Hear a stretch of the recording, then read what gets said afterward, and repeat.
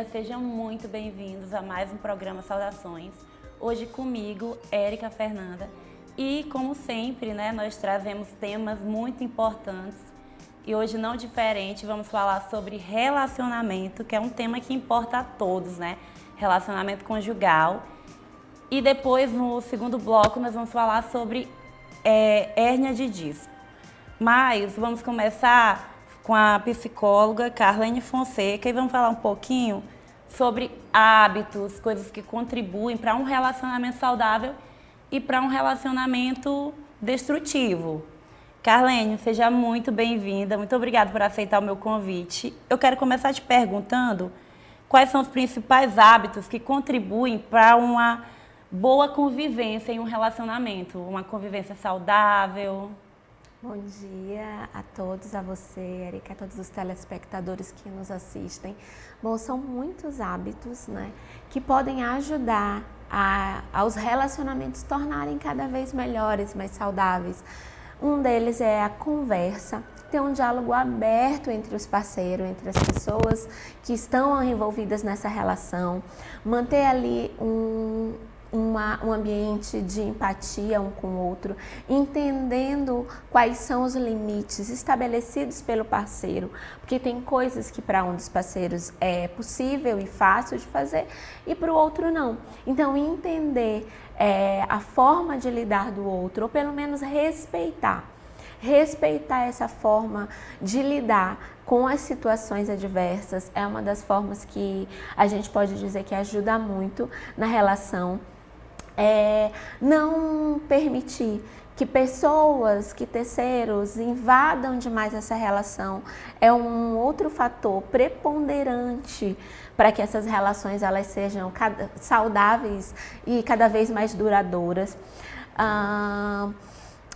Entender que em alguns momentos as brigas vão acontecer, os descontentamentos, mas que eles não são ali o que deve preponderar dentro dessa relação. São algumas coisas que a gente pode estar aí falando sobre relacionamento que podem ajudar os casais. Ela falou, né? A comunicação é muito importante, principalmente para as mulheres, né? E muitas vezes as mulheres não conseguem falar o que realmente sentem. E Sim. Aí o outro não vai saber, né? Então, Verdade. assim, algumas vezes eu acredito que algumas coisas poderiam ser resolvidas facilmente, mas o outro não se sente confortável para falar. É verdade. E aí, essa dificuldade de conversa, essa dificuldade de abrir o coração, de dizer o que está sentindo, é um dos fatores que transforma a relação. Ela começa a ficar pesada, difícil, conturbada. Essa dificuldade, ela pode vir de traumas? Pode sim, ela pode vir de outros relacionamentos passados. Acontece muito, né, do parceiro trazer de antigos relacionamentos, situações que ele viveu para esse relacionamento que ele está agora. E aí fazer um comparativo ou achar que está sendo a mesma relação. E aí não conseguir se abrir, ficar muito inseguro, ficar com muito ciúme. Não Isso conseguir... é muito tóxico, né? Sim, e não conseguir comunicar o que ele está sentindo e que ele está se sentindo seguro naquilo. Porque muitas vezes ele está culpando, inclusive culpando o novo relacionamento, pré-julgando a pessoa por fatos ocorridos em um relacionamento anterior. E isso pode acabar até, prejudicando o novo companheiro, Sim. pela falta de confiança que ele tem. Né? Já começou tudo errado, assim, né? É verdade. E aí acaba que o parceiro atual não sabe nem por que ele está sendo tratado dessa forma, por que ele está sendo punido, o que está levando o companheiro ou a companheira a agir daquela forma. E quando o outro pelo menos consegue comunicar o que aconteceu lá atrás, como foi, ou com os pais, ou com qualquer pessoa que tenha passado pela vida dele e tenha deixado essa marca, e às vezes essa marca ruim dentro da psique desse indivíduo, se ele não consegue comunicar, o outro não sabe nem como ajudar. Por isso que é tão importante que esse parceiro ele consiga comunicar. E às vezes os dois precisam entender que nem sempre vão conseguir se ajudar. Às vezes é necessário que busque uma ajuda de fato profissional.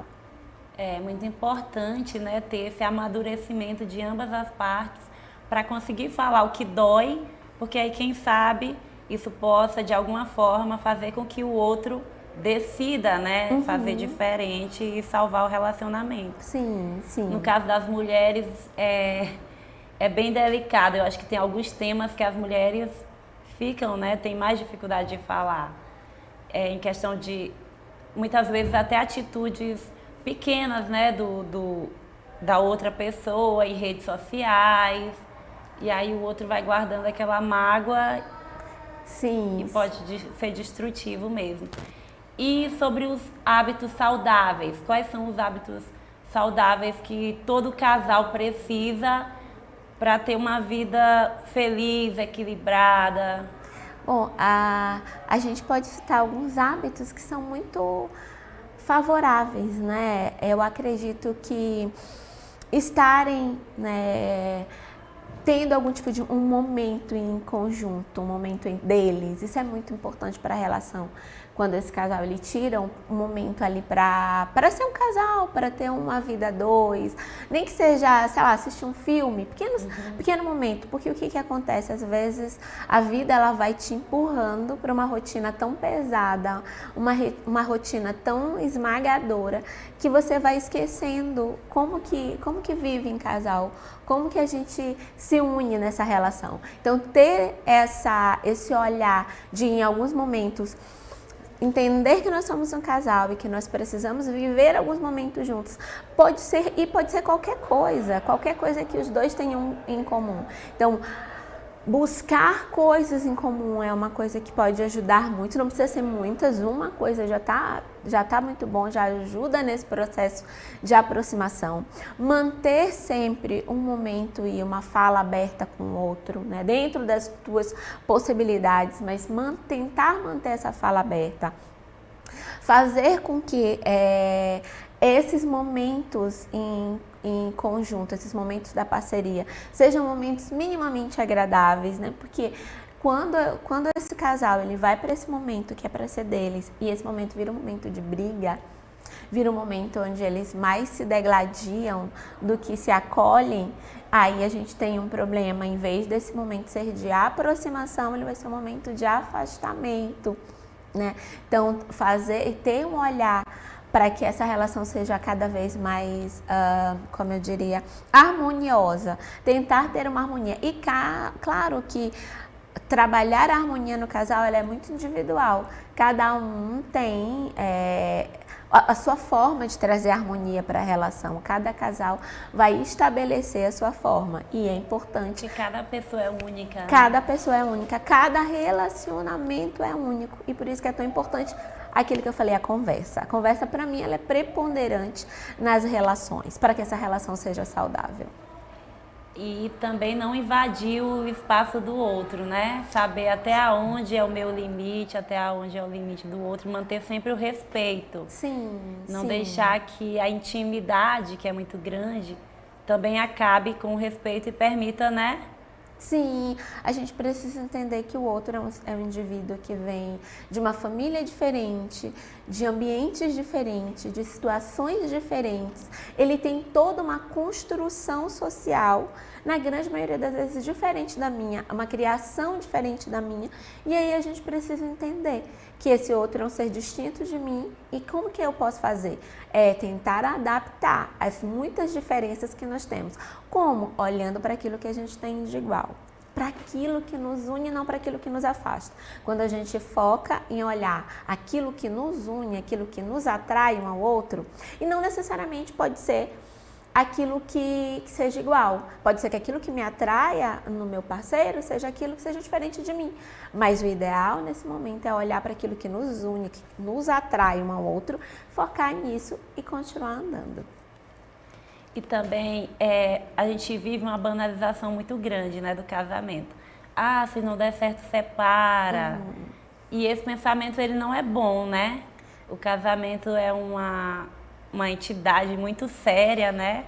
É um contrato muito sério e que a gente devia encarar com muito mais respeito, né? E não com essa visão assim de não der certo, separa. Imagina, você começa um relacionamento, e seja ele qual for, não precisa ser nem só de marital, mas qualquer relacionamento já pensando em terminar, imagina. Então fica muito mais fácil dessa relação, desse contrato social se dissolver, porque eu já entro com prerrogativas de que se não der certo, tá tudo, eu vou terminar. Eu fico muito mais tendencioso a não lutar por essa relação, a não fazer com que essa relação dure, a não buscar meios para que essa relação seja duradoura. Eu fico muito mais na defensiva, ao invés de ser partícipe no movimento de duração dessa relação.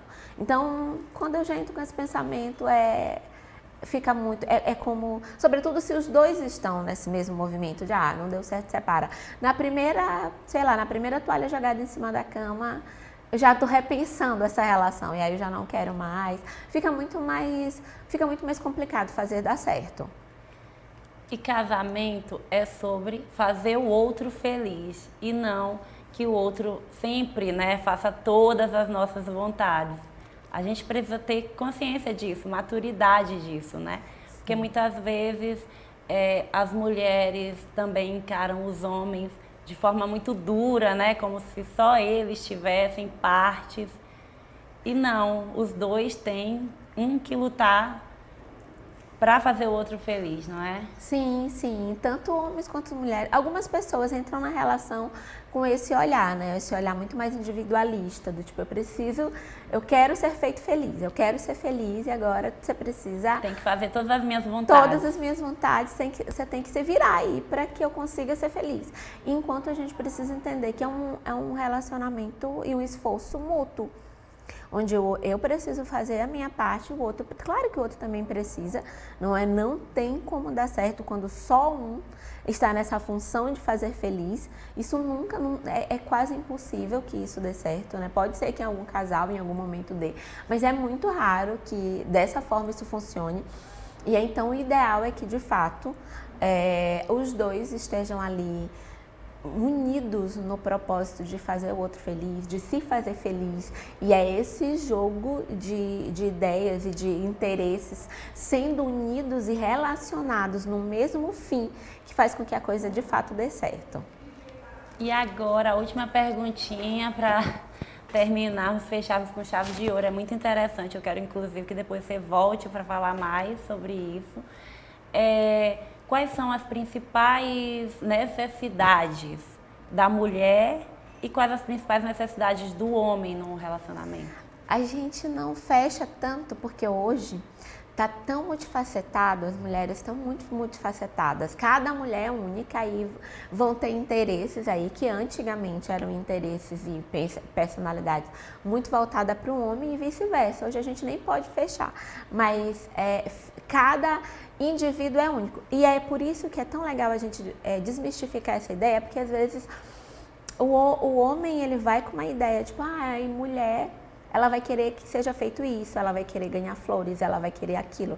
E aí quando ele se depara com isso, é a que vai lembrar das datas, é a que vai isso, e ela não faz nada disso. Ela vem na contramão dessa ideia que a sociedade prega.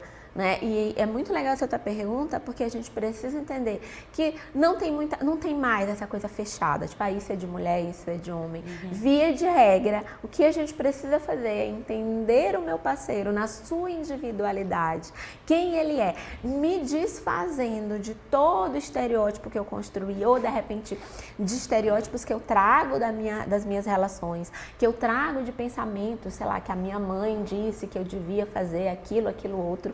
Mas essa minha parceira, esse meu parceiro, ele tem desejos que são individuais dele. E o que eu aconselho os casais que estão me ouvindo? Escute seu parceiro, converse, pergunte. E claro que às vezes eu entendo que algumas relações o parceiro ele não consegue se comunicar, não consegue dizer claramente o que sente. E aí é preciso, quando isso acontece, quando você não consegue comunicar de forma assertiva, busque meios para que você consiga se comunicar. Se você já tentou muita coisa e não conseguiu, busque ajuda profissional. Senão a gente não consegue. Gente, olha, tem solução. Você aí que está pensando já, decidiu pelo fim, olha, tem solução, a gente está aqui para te falar, tá bom? Procure ajuda, não desista. O seu casamento, você casou para ficar casado a vida toda, então, né? Siga em frente. Eu quero te agradecer, Carlene, muito obrigada. A gente vai encerrar e daqui a pouco a gente volta, tá bom, gente? Até mais.